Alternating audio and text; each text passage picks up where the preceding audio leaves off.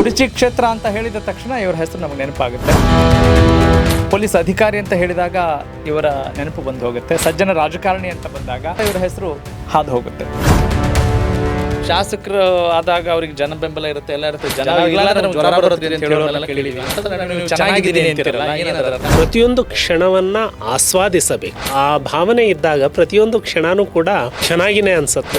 ಎಲ್ಲ ರಾಜಕಾರಣಿಗಳು ಹೀಗೆ ಇದ್ಬಿಟ್ರಿ ಎಷ್ಟು ಚೆನ್ನಾಗಿರುತ್ತೆ ಅಂತ ಅನ್ಸುತ್ತೆ. ಅಂತರಂಗದಲ್ಲಿ ಒಳ್ಳೆಯವರಾಗಿದ್ದು ಹೊರಗಡೆ ಕ್ರೂರಿಯ ತರ ನಡ್ಕೊಳ್ಳೋದು ಅಲ್ಲ, ಒಳಗಡೆ ಕ್ರೌರ್ಯ ತುಂಬಿಕೊಂಡು ಹೊರಗಡೆ ನಾನು ಬಹಳ ಸಾತ್ವಿಕ ಅನ್ನುವಂತೆ ತೋರಿಸ್ಕೊಳ್ಳೋದು ಅಲ್ಲ. ಭ್ರಷ್ಟಾಚಾರ ಮುಕ್ತವಾಗಿದ್ದುಬಿಟ್ರೆ ನಾವು ಒಳ್ಳೆ ಸುಂದರ ಸಮಾಜವನ್ನು ನಿರ್ಮಾಣ ಮಾಡಬಹುದು ಅನ್ನೋ ಮಾತನ್ನು ಕೂಡ ಹೇಳ್ತೀರಿ. ಮಾತುಗಳು ಬಳಸ್ತವೆ, ಬಟ್ ಹಾಗೆ ಬದುಕಿ ತೋರಿಸ್ಬೇಕು. ಪ್ರಾಮಾಣಿಕತೆ ಬಗ್ಗೆ ಯಾರು ಮಾತನಾಡಬೇಕು ಅಂತ ಹೇಳಿದ್ರೆ, ಲಂಚ ತಗೊಳ್ಳೋ ಅವಕಾಶ ಇದ್ದಾಗಲೂ ನಾನು ಮುಟ್ಟೋದಿಲ್ಲ ಅಂತ ಹೇಳಿ ಬದುಕೋದಿದೆಯಲ್ಲ, ಅದು ಪ್ರಾಮಾಣಿಕತೆ. ಆ ಟೈಮ್ನ ಹೇಗೆ ಫೇಸ್ ಮಾಡಿದ್ರಿ? ಯಾಕಂದ್ರೆ ಏನು ದುಡ್ಡಿಲ್ಲದೆ, ನಿಮ್ಮ ಸ್ವಜಾತಿಯವರು ಇಲ್ಲದೆ ಮಾಡುವಂತ ಸುಲಭ ಅಲ್ಲ, ಮ್ಯಾಜಿಕಲ್ ಅಲ್ಲ. ಮತಬೇಟೆಯಲ್ಲಿ ಬೇರೆ ಪಕ್ಷಗಳನ್ನು ಟೀಕೆ ಮಾಡೋ ಸಂದರ್ಭ ಬರಲಿಲ್ವಾಗ? ಒಂದು ಪಕ್ಷಕ್ಕೆ ಸೇರ್ಪಡೆ ಆಗುವಾಗ ಜನರನ್ನ ಕೇಳುವ ಒಂದು ಪದ್ಧತಿ ಇದೆಯಾ, ಅಥವಾ ನೀವೇ ನಿರ್ಧಾರ ತೆಗೆದುಕೊಳ್ತೀರಾ? ರಾಷ್ಟ್ರೀಯ ಸ್ವಯಂ ಸೇವಕ ಸಂಘದ ಬಗ್ಗೆ ಆಗಿರ್ಬೋದು ಅಥವಾ ಭಾರತೀಯ ಜನತಾ ಪಕ್ಷದ ಬಗ್ಗೆ ಆಗಿರ್ಬೋದು, ಯಾವ ವಿಚಾರಗಳು ಸ್ಪಷ್ಟವಾಗಿ ಗೊತ್ತಿಲ್ಲ ಅವರಿಗೆ. ಹಳದಿ ಕನ್ನಡಕ ಅಥವಾ ಬಣ್ಣದ ಕನ್ನಡಕದಿಂದ ಭಾರತೀಯ ಜನತಾ ಪಕ್ಷ ಅಂದ್ರೆ ಅಥವಾ RSS ಅಂದ್ರೆ ಮುಸ್ಲಿಂ ದ್ವೇಷಿ ಅನ್ನುವ ಒಂದಿಷ್ಟು ಮಾತುಗಳು ಕೇಳಿ ಬರುತ್ತವೆ. APJ ಅಬ್ದುಲ್ ಕಲಾಂ ಅವರನ್ನ ರಾಷ್ಟ್ರಪತಿಯನ್ನಾಗಿ ಮಾಡಿದ್ದು ಭಾರತೀಯ ಜನತಾ. ಕರೆಕ್ಟ್. ಎಲ್ಲ ಪಕ್ಷಗಳಲ್ಲೂ ಬಣ ಬಡಿದಾಟ, ಒಣ ರಾಜಕೀಯ ಅನ್ನೋದು ಇದ್ದೇ ಇರುತ್ತೆ. ತಾವು ಇಂಥ ಬಣದಲ್ಲಿ ಅಂತ ಗುರುತಿಸ್ಕೊಂಡಿದ್ದೀರಾ?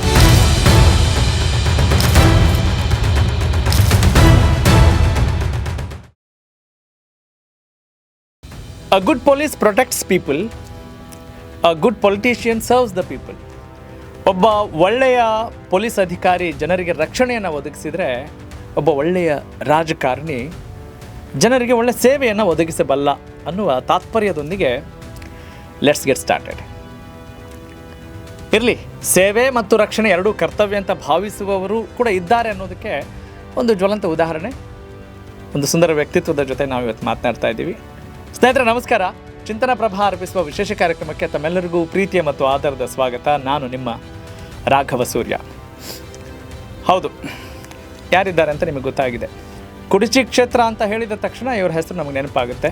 ಪೊಲೀಸ್ ಅಧಿಕಾರಿ ಅಂತ ಹೇಳಿದಾಗ ಇವರ ನೆನಪು ಬಂದು ಹೋಗುತ್ತೆ. ಸಜ್ಜನ ರಾಜಕಾರಣಿ ಅಂತ ಬಂದಾಗ, ಸಂವಿಧಾನದ ಮೌಲ್ಯಗಳನ್ನು ತಿಳಿಬೇಕು ಅಂದಾಗಲೂ ಕೂಡ ಇವರ ಹೆಸರು ಹಾದು ಹೋಗುತ್ತೆ. ಹೇಗೆ ಈ ಸರ್ವಾಂಗೀಣ ವ್ಯಕ್ತಿತ್ವವನ್ನು ರೂಪಿಸಬಲ್ಲಂಥ ಪ್ರಮುಖ ಅಂಶಗಳೇನು, ಮತ್ತು ಅವರ ರಾಜಕೀಯದ ಹಾದಿ ಹೇಗಿದೆ, ಅವರು ಅಂದುಕೊಂಡ ಹಾಗೆ ನಡೀತಾ ಇದೆಯಾ, ಅವರ ದೂರದೃಷ್ಟಿ ಏನು, ಮತ್ತು ಅವರ ಆಕಾಂಕ್ಷೆಗಳು ಸಮಾಜಕ್ಕೆ ಪೂರಕವಾಗಿ ಆಗ್ತಾ ಇದೆಯಾ, ಇವತ್ತಿನ ಜನತೆಗೆ ಇವರು ಯಾವ ರೀತಿ ಇನ್ಸ್ಪೈರ್ ಮಾಡಬಲ್ಲರು, ಸದ್ಯದ ರಾಜಕೀಯದಲ್ಲಿರುವಂಥ ಸಮಾಜದಲ್ಲಿರುವಂಥ ಪಿಡುಗುಗಳನ್ನು ನಿವಾರಣೆ ಮಾಡೋ ನಿಟ್ಟಿನಲ್ಲಿ ಅವ್ರು ಯಾವ ರೀತಿ ತಮ್ಮನ್ನು ತೊಡಗಿಸ್ಕೊಳ್ತಾ ಇದ್ದಾರೆ. ಹೀಗೆ ಹಲವು ವಿಚಾರಗಳನ್ನು ಅವರಿಂದ ಕಲಿಯೋಣ ಅನ್ನುವ ಒಂದು ಸುಂದರ ಆಶಯದೊಂದಿಗೆ ಇವತ್ತಿನ ಕಾರ್ಯಕ್ರಮ ಆರಂಭ ಮಾಡ್ತಾ ಇದ್ದೀನಿ. Let's welcome him. ಕುಡಚಿ ಕ್ಷೇತ್ರದಲ್ಲಿ ವಿಧಾನಸಭಾ ಕ್ಷೇತ್ರದ ಶಾಸಕರಾಗಿ ಆಯ್ಕೆಯಾಗಿ ಸಬ್ ಇನ್ಸ್ಪೆಕ್ಟರ್ ಆಗಿಯೂ ಕೂಡ ಸೇವೆ ಸಲ್ಲಿಸಿದಂಥ, ಸದ್ಯಕ್ಕೆ ಭಾರತೀಯ ಜನತಾ ಪಕ್ಷದ ರಾಜ್ಯ ಪ್ರಧಾನ ಕಾರ್ಯದರ್ಶಿಯಾಗಿ ಸೇವೆ ಸಲ್ಲಿಸ್ತಾ ಇರುವಂಥ P. ರಾಜೀವ್ ಅವರನ್ನ ಬರಮಾಡ್ಕೊಳ್ಳೋಣ.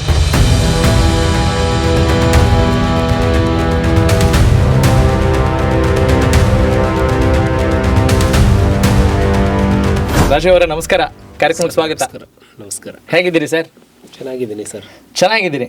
ಏನು ಸರ್, ಸಾಮಾನ್ಯವಾಗಿ ಶಾಸಕರು ಆಗಿದ್ದಾಗ ಚೆನ್ನಾಗಿದ್ದೀವಿ ಅಂತ ಹೇಳೋದು ಹೌದು, ಶಾಸಕರು ಆದಾಗ ಅವ್ರಿಗೆ ಜನ ಬೆಂಬಲ ಇರುತ್ತೆ, ಎಲ್ಲ ಇರುತ್ತೆ. ಜನ ಇಲ್ಲಾಂದ್ರೆ ನಮ್ಗೆ ಜ್ವರ ಬರುತ್ತೀರಿ ಅಂತ ಹೇಳೋರ್ನೆಲ್ಲ ಕೇಳಿದ್ದೀವಿ. ಅಂತಂದ್ರೆ ನಡುವೆ ನೀವು ಚೆನ್ನಾಗಿದ್ದೀನಿ ಅಂತೀರಲ್ಲ, ಏನದರ ಅರ್ಥ? ಅಲ್ಲ, ತಾವು ಪ್ರೀತಿಯಿಂದ ಸ್ಟುಡಿಯೋಗೆ ಕರೆದಿದ್ದೀರಿ, ಹಾಗಾಗಿ ಸತ್ಯವನ್ನೇ ಹೇಳಬೇಕಲ್ಲ. ಇಲ್ಲಾಂದ್ರೆ ಸತ್ಯ ಹೇಳಲ್ರಿ. ಸೊ ಎಲ್ಲವೂ ಕೂಡ ಒಂದೊಂದು ಹೊಸ ಅನುಭವ. ಹಾಗಾಗಿ ಮನುಷ್ಯ ತಾನು ಇರುವಂತಹ ಪರಿಸ್ಥಿತಿಯಲ್ಲಿ ಒಳ್ಳೆಯದನ್ನು ಹುಡುಕೊಳ್ಳುವಂಥದ್ದು, ಒಳ್ಳೆಯ ಕೆಲಸವನ್ನು ಮಾಡೋದಕ್ಕೆ ಅವಕಾಶವನ್ನು ನಿರ್ಮಾಣ ಮಾಡಿಕೊಳ್ಳೋದು ಒಂದು ಸಂದರ್ಭ ಅಂತೇಳಿ ನಾನು ಅಂದ್ಕೊಳ್ತೇನೆ. ಹಾಗಾಗಿ ಇದನ್ನು ಕೇಳಿದ್ದಕ್ಕಾಗಿ ನಾನು ಹೇಳುವಂಥದ್ದು, ಪ್ರತಿಯೊಂದು ಸಂದರ್ಭವೂ ಕೂಡ ಅಪರೂಪವೇ. ಪ್ರತಿಯೊಂದು ಸಂದರ್ಭವೂ ಕೂಡ ಸವಾಲುಗಳೇ, ಅಂದರೆ ಪ್ರತಿಯೊಂದು ಕ್ಷಣ ಅಂತನಾ? ಹಾಗಾಗಿ ಆ ಪ್ರತಿಯೊಂದು ಕ್ಷಣವನ್ನು ಆಸ್ವಾದಿಸಬೇಕು. ಹಾಂ ಬದುಕಿನ ಬಗ್ಗೆ ಉತ್ಸಾಹ, ಬದುಕಿನ ಬಗ್ಗೆ ಪ್ರೇಮ, ಬದುಕಿನ ಬಗ್ಗೆ ಕಾತರ, ಸಮಾಜದ ಬಗ್ಗೆ ತುಡಿತ, ಆವಾಗ ಆ ಆ ಭಾವನೆ ಇದ್ದಾಗ ಪ್ರತಿಯೊಂದು ಕ್ಷಣವೂ ಕೂಡ ಚೆನ್ನಾಗಿನೇ ಅನಿಸುತ್ತೆ. ಹಾಗಾಗಿ ನನಗೆ ತುಂಬ ಚೆನ್ನಾಗಿದ್ದೀನಿ ಅನಿಸುತ್ತೆ. ಎಲ್ಲ ರಾಜಕಾರಣಿಗಳು ಹೀಗೆ ಇದ್ಬಿಟ್ರಿ ಎಷ್ಟು ಚೆನ್ನಾಗಿರುತ್ತೆ ಅಂತ ಅನಿಸುತ್ತೆ. ಕೋರ್ಸ್ ಭಾಳಷ್ಟು ಜನ ನೀವು ರಾಜಕಾರಣ ಒಂದು ಕಡೆ ಹೇಳ್ತೀರಿ, ಎಲ್ಲ ಸಬ್ ಇನ್ಸ್ಪೆಕ್ಟರ್ಗಳಾಗಿರ್ಬೋದು ಅಥವಾ SHOಗಳ ಭ್ರಷ್ಟಾಚಾರ ಮುಕ್ತವಾಗಿದ್ದುಬಿಟ್ರೆ ನಾವು ಒಳ್ಳೆ ಸುಂದರ ಸಮಾಜವನ್ನು ನಿರ್ಮಾಣ ಮಾಡ್ಬೋದು ಅನ್ನೋ ಮಾತನ್ನು ಕೂಡ ಹೇಳ್ತೀರಿ. ಇಲ್ಲ, ಮಾತುಗಳು ಬಳಸ್ತವೆ, ಬಟ್ ಹಾಗೆ ಬದುಕಿ ತೋರಿಸ್ಬೇಕು.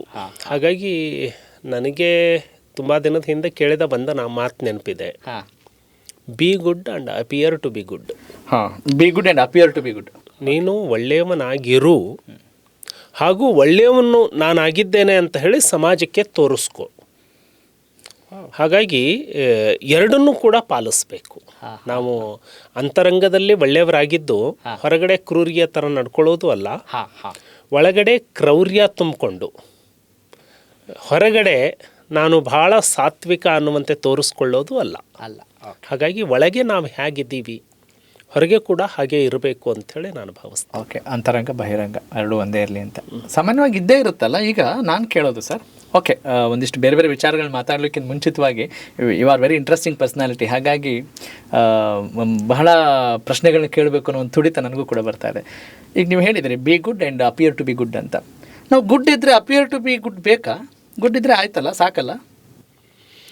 ಒಂದು ನೀವು ಬಿ ಗುಡ್, ನಿಮ್ಮಲ್ಲಿ ಒಳ್ಳೆಯ ಚಿಂತನೆಗಳು ಇದ್ದಾವೆ. ಆ ಎಲ್ಲ ಚಿಂತನೆಗಳನ್ನು ನೀವೇ ಅನುಷ್ಠಾನಕ್ಕೆ ತರೋದಕ್ಕೆ ಸಾಧ್ಯ ಆಗಲ್ಲ. Okay. Appear to be good, ನನ್ನಲ್ಲಿ ಇಷ್ಟೊಂದು ಉದಾತ್ತ ವಿಚಾರಗಳು ಇದ್ದಾವೆ. ಸ್ವಾಮಿ ವಿವೇಕಾನಂದರು ತಮ್ಮ ಎಲ್ಲ ವಿಚಾರಗಳನ್ನು ಸಮಾಜಕ್ಕೆ ತೆರೆದಿಟ್ಟರು. ಶ್ಯಾಮಪ್ರಸಾದ್ ಮುಖರ್ಜಿಯವರು ತಮ್ಮ ಎಲ್ಲ ವಿಚಾರಗಳನ್ನು, ದೀನ್ ದಯಾಳ್ ಉಪಾಧ್ಯಾಯ ಅವರು, ವೀರ ಸಾವರ್ಕರ್ ಅವರು ತಮ್ಮ ವಿಚಾರಗಳನ್ನು ತೆರೆದಿಟ್ಟಿದ್ದಕ್ಕೆ ಇವತ್ತು ಎಷ್ಟೋ ಕೋಟಿ ಯುವಕರಿಗೆ ಅವು ಪ್ರೇರಣೆ ಆಗ್ತವೆ. ಹಾಗಾಗಿ ಅಪಿಯರ್ ಟು ಬಿ ಗುಡ್ ಕೂಡ ಬಹಳ ಇಂಪಾರ್ಟೆಂಟ್. ಅಂದರೆ ನಾ ಹೀಗೆ ಅರ್ಥೈಸ್ಬೋದು ಅಂದ್ಕೊಂಡಿದ್ದೀನಿ ಸುಲಭವಾಗಿ. ಫಸ್ಟ್ ಡ್ರೆಸ್ ದೆನ್ ಅಡ್ರೆಸ್ ಅಂತ ಕೊಡ್ಬೋದೇನೋ ಅಂತ. Fine sir. ಈಗ ಈ ಕುಪ್ಪಗಡ್ಡೆ ಟು ಕುಡಚಿ ಪ್ರಯಾಣ ಬಹಳಷ್ಟು ಸವಾಲುಗಳಿಂದ ಕೂಡಿದೆ, ಕಷ್ಟದ ಹಾದಿಯಲ್ಲಿ ಬಂದಿದೆ ಅಂತ ನಾವೆಲ್ಲ ಕೇಳಿದ್ದೀವಿ ನಿಮ್ಮ ಮಾತುಗಳನ್ನು. ಆಮೇಲೆ ಬಹಳ ವಿಭಿನ್ನ ರಾಜಕಾರಣಿ ಅಂತ ನಮಗೆ ಅನಿಸ್ಕೊಳ್ತಾ ಇದೆ. ಹೇಗೆ ನೀವು ಸಬ್ ಇನ್ಸ್ಪೆಕ್ಟರಿಂದನೇ ಶುರು ಮಾಡೋಣ. ಈಗ ಸಬ್ ಇನ್ಸ್ಪೆಕ್ಟರ್ ಆಗಿ ಕೆಲಸ ಮಾಡಿದ ನಂತರ ಬಹಳಷ್ಟು ಕನಸುಗಳನ್ನ ಇಟ್ಕೊಂಡು ಬಂದಿರ್ತೀರಿ. ಆ ಕೆಲಸ ಬಿಟ್ಟು ಮತ್ತೆ ಬೇರೆ ಕೆಲಸಕ್ಕೆ ಹೋಗಬೇಕು ಅಂದ್ರೆ ಏನಪ್ಪ ಇದು, ಎಷ್ಟೋ ಜನರು ನಿಮ್ಮನ್ನು ಸ್ಫೂರ್ತಿದಾಯಕ ವ್ಯಕ್ತಿತ್ವ ಆದರೆ ಹಿಂಗಾಗಬೇಕು ಅಂದ್ಕೊಂಡಿರ್ತಾರೆ. ಅಲ್ಲಿ ಏನು ಬದಲಾವಣೆ ಆಗುತ್ತೆ ಜೀವನದಲ್ಲಿ, ಹೆಂಗೆ ಟ್ವಿಸ್ಟ್ಗಳನ್ನ ಪಡೆದುಕೊಳ್ಳುತ್ತೆ ಅನ್ನೋದಕ್ಕೆ ತಮ್ಮ ಅನುಭವದ ಮಾತುಗಳನ್ನು ಹೇಗೆ ವಿವರಿಸ್ತೀರಿ ಸರ್? ಬಹಳಷ್ಟು ಕಡೆ ಇದನ್ನು ಹೇಳ್ಕೊಂಡಿದ್ದೀನಿ, ಮತ್ತೆ ಮತ್ತೆ ಅದನ್ನೇ ಹೇಳ್ಕೊಳ್ಳೋದಾ ಅಂತೇಳಿ ನನಗನ್ಸುತ್ತೆ. ಅಂದರೆ ಹೇಳಿ, ಪರವಾಗಿಲ್ಲ, ಚುಟುಕಾಗಿ ಹೇಳಿ, ಹೆಡ್ಲೈನ್ಸ್ ಥರ ಹೇಳಿ, ಪರವಾಗಿಲ್ಲ. ಸೊ ಅಲ್ಲ, ನಿಮ್ಗೆ ಹಾಗೆ ಅನಿಸಿರುತ್ತೆ, ಆದ್ರೆ ನಮ್ಮ ವ್ಯೂವರ್ಸ್ಗೆ ಒಂಚೂರು ಗೊತ್ತಾಗಲಿ. ಇಲ್ಲ, ನನಗೆ ಮೂಲತಃ ನಾನು ಲೋವರ್ ಮಿಡ್ಲ್ ಕ್ಲಾಸ್ ಫ್ಯಾಮಿಲಿಯಿಂದ ಬಂದವರು. ನನ್ನ ತಂದೆ ಹೆಲ್ತ್ ಇನ್ಸ್ಪೆಕ್ಟರ್ ಆಗಿ ಕೆಲಸವನ್ನು ಮಾಡಿದವರು. ನನ್ನ ತಂದೆ ಬಡತನದಲ್ಲಿ ಹುಟ್ಟಿ ಬೆಳೆದವರು. ಹಾಗಾಗಿ ಹೆಲ್ತ್ ಇನ್ಸ್ಪೆಕ್ಟರ್ ಮಗನಿಗೆ ಎಷ್ಟು ಕನಸುಗಳನ್ನು ಕಟ್ಕೊಳ್ಳಿಕ್ಕೆ ಸಾಧ್ಯ? ನನಗಿದ್ದ ಕನಸು ಇಷ್ಟೇ, ಓದಬೇಕು, ಲಂಚ ಕೊಡಲಾರ್ದೆ ಯಾವುದಾದ್ರೂ ಒಂದು ಸರ್ಕಾರಿ ನೌಕರಿಗೆ ಹೋಗಬೇಕು, ಇಷ್ಟೇ ಕನಸಿದ್ದಿದ್ದು. ಅದಕ್ಕಿಂತ ನಾನು ನನ್ನ ಜೀವನದಲ್ಲಿ ಮುಂದೆ MLA ಆಗ್ತೀನಿ ಅಥವಾ MLAಗೆ ನಿಲ್ತೀನಿ, ಆ ಕನಸು ಕೂಡ ನಮಗೆ ಕಾಸ್ಟ್ಲಿ ಆಗಿತ್ತು. ಕನಸು ಕಾಣೋದು ಕೂಡ ಧೈರ್ಯ ಬೇಕು, ಅದು ನಮಗೆ ತುಂಬಾ ಕಾಸ್ಟ್ಲಿ ಆಗಿತ್ತು. ಆ ಕನಸು ಕಾಣುವ ಅರ್ಹತೆ ಕೂಡ ಇರಲಿಲ್ಲ. ಸೊ ಹಾಗಾಗಿ ಕಷ್ಟಪಟ್ಟು ಓದಿದ್ವಿ. ಹಾಸ್ಟೆಲ್ನ ವಾತಾವರಣ ಚೆನ್ನಾಗಿತ್ತು. ನನ್ನ ಜೀವನದಲ್ಲಿ ಸಿಕ್ಕಂತಹ ಗುರುಗಳು, ಪ್ರತಿಯೊಬ್ಬ ಗುರುಗಳನ್ನು ಕೂಡ ನಾನು ಮರೀಲಿಕ್ಕೆ ಸಾಧ್ಯ ಇಲ್ಲ. ನನ್ನ ಕಾಲೇಜ್ ಕ್ಯಾಂಪಸ್ಸು, ಸ್ಕೂಲ್ ಕ್ಯಾಂಪಸ್ಸು ಆ ವಾತಾವರಣವನ್ನು ನಿರ್ಮಾಣ ಮಾಡ್ತು. ಹಾಗಾಗಿ ಸಬ್ ಇನ್ಸ್ಪೆಕ್ಟರ್ ಆಗಿ ಸೆಲೆಕ್ಟ್ ಆದೆ. ಸಬ್ ಇನ್ಸ್ಪೆಕ್ಟರ್ ಆಗುವಾಗ ಎಕ್ಸಾಮ್ ಬರೆದಾಗ ನಾವು ಅಂದ್ಕೊಂಡ್ವಿ ಭಾಳ ಈಸಿಯಾಗಿ ಗೆಟ್ ಥ್ರೂ ಆಗ್ತೀನಿ ಅಂತ ಹೇಳಿ. ನೌಕರಿಗೆ ರಿಸೈನ್ ಮಾಡುವಾಗಲೂ ಕೂಡ ನನಗೆ ಅದೊಂದು ಕಾನ್ಫಿಡೆನ್ಸ್ ಇತ್ತು. ನಾನು ಇನ್ನೊಂದು ವರ್ಷ 2 ವರ್ಷ ಕೂತು ಓದಿದೆ ಅಂದರೆ ಯಾವುದಾದ್ರೂ ಇನ್ನೊಂದು ಜಾಬ್ ಕಾನ್ಫಿಡೆನ್ಸ್ ಇತ್ತು, ಕ್ರ್ಯಾಕ್ ಮಾಡ್ತೀನಿ. ಹಾಗಾಗಿ ಜೀವನಕ್ಕೆ ತೊಂದರೆ ಆಗಲ್ಲ ಅನ್ನೋದೊಂದು ಹುಂಬ ಧೈರ್ಯ ಇತ್ತು. ಹಾಗಾಗಿ ಸಬ್ ಹಿರಿಯ ಇನ್ಸ್ಪೆಕ್ಟರ್ ಸಬ್ ಇನ್ಸ್ಪೆಕ್ಟ್ರಿಗೆ ರಾಜೀನಾಮೆಯನ್ನು ಕೊಟ್ಟೆ, ಎಲೆಕ್ಷನ್ನಿಗೆ ನಿಂತೆ. ಎಲೆಕ್ಷನ್ನಿಗೆ ನಿಂತ ಮೇಲೆ ನಾನೊಬ್ಬ ಹೆಲ್ತ್ ಇನ್ಸ್ಪೆಕ್ಟರ್ ಮಗ, ಹಾಗಾಗಿ ನಮಗೆ ಊಟಕ್ಕೆ ಬಟ್ಟೆಗೆ ತೊಂದರೆ ಇರಲಿಲ್ಲ. ಐಷಾರಾಮಿ ಜೀವನ ಅಲ್ಲದೆ ಹೋದರೂ ಕೂಡ ನಾವು ಸಹಜವಾಗಿ ಬದುಕುವಂಥ ವಾತಾವರಣ ಇತ್ತು. ನನ್ನ ಸಹಪಾಠಿಗಳು ಅನುಭವಿಸುವಷ್ಟು ಕಷ್ಟ ನನಗೇನಿರಲಿಲ್ಲ. ಓಕೆ. ನಿಜವಾಗಿ ನನ್ನ ಜೀವನದಲ್ಲಿ ನಾನೇನಾದರೂ ಕಷ್ಟ ಅನುಭವಿಸಿದರೆ ಈ ರಿಸೈನ್ ಮಾಡಿದ ಮೇಲೆ ಮತ್ತೆ ಸೋಷಿಯಲ್ ಲೈಫನ್ನು ಫೇಸ್ ಮಾಡೋದಿದೆಯಲ್ಲ, ಅದು ನಿಜವಾಗಿ ಚಾಲೆಂಜಿಂಗ್ ಇತ್ತು. ಸರ್ ನಿಜ, ಇದು ನಿಮಗೆ ಹೊಸ್ತಲ್ಲ. ಆದರೆ ಈಗ ನೀವು ಹೇಳುವ ವಿಚಾರಗಳು ಬಹಳಷ್ಟು ಯಂಗ್ಸ್ಟರ್ಸಿಗೆ ಒಂದಿಷ್ಟು ಹೊಸ ಚಿಂತನೆಯನ್ನು ಮಾಡುತ್ತೆ ಅನ್ನೋ ಒಂದು ಉದ್ದೇಶ ನನಗಿದೆ. ಯಾಕಂತ ಹೇಳಿದ್ರೆ ನೀವು ಒಂದು ಸರ್ಕಾರಿ ಹುದ್ದೆಯನ್ನು ಬಿಟ್ಟು ಬರೀ ಬ್ಯಾಂಕ್ ಬ್ಯಾಲೆನ್ಸ್, ತುಂಬ ಕಡಿಮೆ ಬ್ಯಾಂಕ್ ಬ್ಯಾಲೆನ್ಸ್ ಇಟ್ಕೊಂಡು ಒಂದು ನಿರ್ಧಾರ ತಗೊಳ್ಳೋದು ಸುಲಭ ಅಲ್ಲ ಅನ್ನೋದು ನಮ್ಮೆಲ್ರಿಗೂ ಗೊತ್ತಿದೆ. ಆದರೆ ಅಂಥ ಅವಶ್ಯಕತೆ ಇತ್ತ ಅಂತ ಅಲ್ಲ, ನಾವು ಬಹುತೇಕ ಸಹಜವಾಗಿ ಮಾತನಾಡಿಬಿಡ್ತೀವಿ ಲೈಫನ್ನು ಫೇಸ್ ಮಾಡೋದು ಭಾಳ ಈಸಿ, ಏನು ಕಷ್ಟ ಅಲ್ಲ ಅಂತ. ಬಟ್ ನಿಜವಾಗಿ ಆ ಪರಿಸ್ಥಿತಿಯಲ್ಲಿ ಇದ್ದಾಗ ಮಾತ್ರ, ಎದುರಿಸುವಂತಹ ಸನ್ನಿವೇಶಗಳು ಬಂದಾಗ ಮಾತ್ರ ಆ ವ್ಯಕ್ತಿಗೆ ಗೊತ್ತಾಗುತ್ತೆ ಜೀವನ ಎಷ್ಟು ದುಬಾರಿ ಅಂತ. ಹಾಗಾಗಿ ನಾನು ಈಗ ವಾಪಸ್ ತಿರುಗಿ ನೋಡಿದಾಗ ನನ್ನ ಲೈಫು ನನಗೆ ನನ್ನ ಜೀವನದಲ್ಲಿ ಬಹಳ ದೊಡ್ಡ ಮೌಲ್ಯಗಳನ್ನು ತಿಳಿಸ್ಕೊಟ್ಟಿದ್ದು, ನನ್ನ ಬದುಕಿಗೆ ಒಳ್ಳೆಯ ಪಾಠಗಳನ್ನು ಕಲಿಸಿದ್ದು, ನನ್ನ ಜೀವನದಲ್ಲಿ ಮೌಲ್ಯಾಧಾರಿತ ಕ್ಷಣಗಳು ಅಂಥೇಳಿ ಅನಿಸಿದರೆ, ನಾನು MLA ಇದ್ದು 10 ವರ್ಷ ಮಾಡಿದ್ದಲ್ಲ, ನಾನು ರಿಸೈನ್ ಮಾಡಿ 5 ವರ್ಷ ಯಾವುದೇ ಆದಾಯ ಇಲ್ಲದೆ ಹೊರಗಡೆ ಸೊಸೈಟಿ ಮಧ್ಯದಲ್ಲಿ ನಾನೊಬ್ಬ ನಾಯಕನಾಗಿ ಎಮರ್ಜ್ ಆಗೋದಕ್ಕೆ ಫೇಸ್ ಮಾಡುವಂತಹ ಕ್ಷಣಗಳು ಇದ್ದಾವಲ್ಲ, ಇವತ್ತಿಗೂ ಕೂಡ ಅದೇ ನನಗೆ ಸ್ಮರಣೀಯ ಅನಿಸುತ್ತೆ. ಆಮೇಲೆ ಯಾಕೆ ಒಬ್ಬ ವ್ಯಕ್ತಿ ದುಶ್ಚಟಕ್ಕೆ ಹೋಗ್ಬಿಡ್ತಾನೆ ಅಂದರೆ, ಬಹುತೇಕ ನಾವು ಅಂದ್ಕೊಳ್ತೀವಿ ಇವನು ಯಾಕೆ ಸಿಗರೇಟ್ ಸೇರ್ತಾನೆ, ಇವನು ಯಾಕೆ ಸರಾಯಿ ಕುಡಿತಾನೆ, ಇವನು ಯಾಕೆ ಇದಾಗಿದ್ದಾನೆ ಅಂಥೇಳಿ. ಆ ಕ್ಷಣಗಳನ್ನು ಎದುರಿಸಲಿಕ್ಕೆ ಸಾಧ್ಯ ಇಲ್ಲದೆ ಬಹಳಷ್ಟು ಜನ ಅಷ್ಟು ಕ್ಷಣದ ಮಟ್ಟಿಗಾದರೂ ನಾನು ಮರಿಬಹುದಾ ಅಂತ ಹೇಳಿ ಹೋಗ್ತಾನೇನೋ ಅಂತ ನನಗನ್ಸುತ್ತೆ. ನಾನು ಯಾಕೆ ದುಶ್ಚಟಗಳಿಗೆ ಬಲಿಯಾಗಲಿಲ್ಲ ಅಂದರೆ, ನನಗೆ ಯಾವ ಅಭ್ಯಾಸನೂ ಇಲ್ಲ, ದುರಭ್ಯಾಸ ಇಲ್ಲ.